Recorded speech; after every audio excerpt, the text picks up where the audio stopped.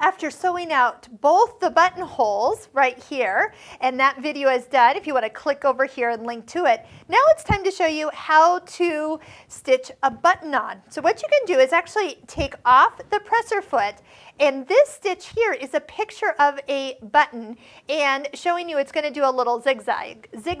So to line this up, we're going to actually, without a presser foot, we're going to go ahead and position the needle. Right now the needle's kind of coming down on the left side, so I'm going to hand turn my needle into the left hole of my button and then lower my presser foot in and on top of it. So I'm going to take a swing and just make sure that the needle travels all the way over into the right needle hole. Then I'm going to just go ahead and stitch.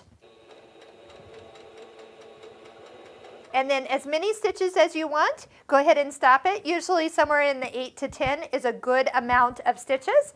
And then just lift up the presser foot and pull it out. So you notice that the stitch length was reduced to 0, meaning it didn't travel forward. That's because this stitch is programmed to know that you're sewing on a button. And that's how easy it is. You can put a little fray check there and clip the threads, never to worry about them coming undone again.